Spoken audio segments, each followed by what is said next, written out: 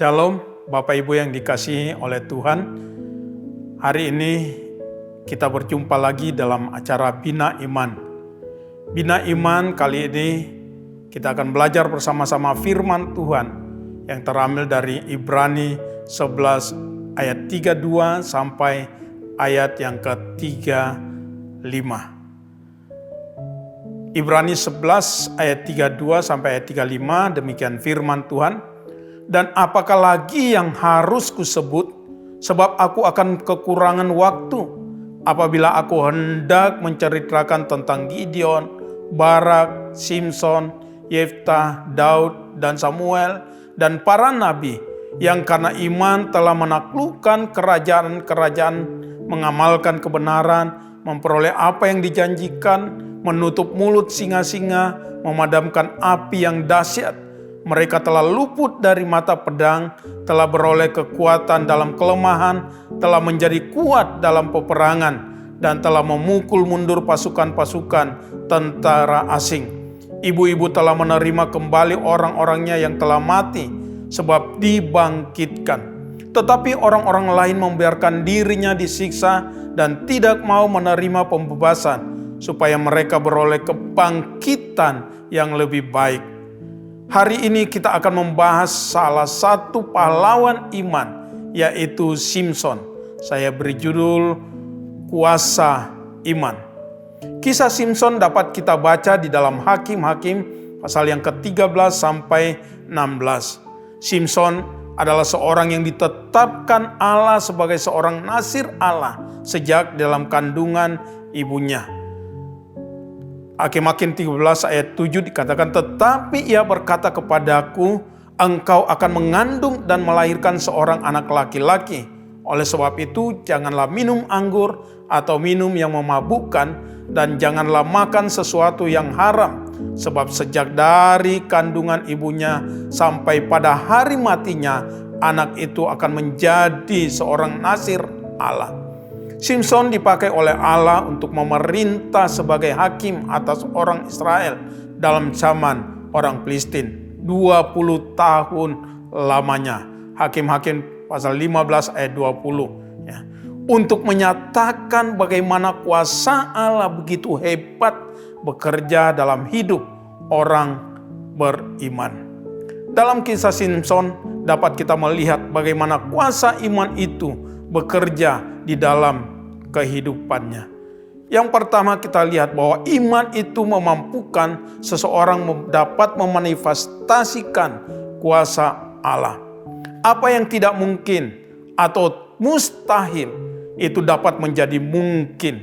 Hakim-Hakim 13 ayat 24 dikatakan, lalu perempuan itu melahirkan seorang anak laki-laki dan memberi nama Simson kepadanya. Anak itu menjadi besar dan Tuhan memberkati dia. Bapak Ibu, kita tahu bahwa Simson lahir dari seorang ibu yang mandul. Hal yang begitu dia itu tidak mungkin. Tetapi Tuhan dapat membuat ibunya melahirkan Simson oleh karena iman mereka kepada Tuhan. Hakim-Hakim 14 ayat 6 dikatakan selanjutnya bahwa pada waktu itu berkuasalah roh Tuhan atas dia sehingga singa itu dicabiknya seperti orang mencabik anak kambing tanpa apa-apa di tangannya. Kita lihat bagaimana kuasa Tuhan bekerja di dalam kehidupan Simson. Ya, singa itu dapat dicabik-cabiknya tanpa sesuatu apa-apa di tangannya. Kalau bukan kuasa Tuhan, kalau bukan Tuhan yang bekerja, ya. Tetapi tidak diceritakannya kepada ayahnya atau ibunya yang apa yang dilakukannya itu.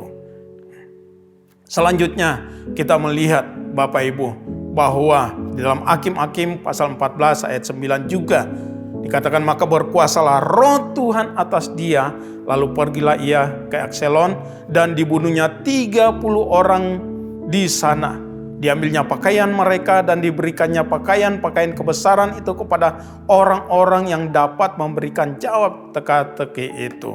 Ya, kita melihat Bapak Ibu Saudara yang kasih dalam Tuhan Yesus Kristus. Yang pertama tadi, bahwa kuasa Tuhan itu dapat bekerja di dalam kehidupan orang-orang yang beriman. Yang kedua, hal yang kita perlu perhatikan bahwa dosa itu dapat membuat kuasa Allah tidak dapat bekerja di dalam kehidupan kita. Belajar dari pengalaman Simson. Ketika Simson sudah dipenuhi dengan kuasa Allah, Roh Tuhan bekerja melalui kehidupannya.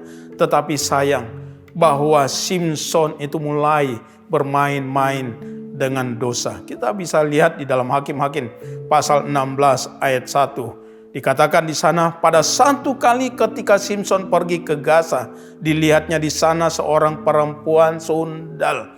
Seorang perempuan sundal lalu menghampiri dia. Ini mulai.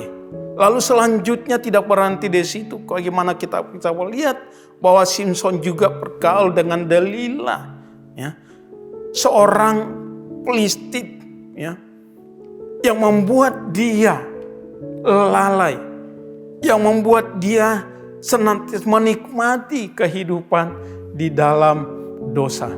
Tapi kita melihat Bapak Ibu Saudara yang kasih dalam Tuhan Yesus Kristus, bahwa dosa itu membuat kuasa Allah tidak dapat bekerja di dalam diri kita. Ketika kita hidup di dalam dosa, perhatikan, jangan berpikir bahwa kuasa Allah itu dapat bekerja terus dalam diri kita. Kita lihat bagaimana Simson ditinggalkan. Allah meninggalkan dia. Walaupun dia berpikir bahwa kuasa Tuhan masih ada bekerja dalam dirinya.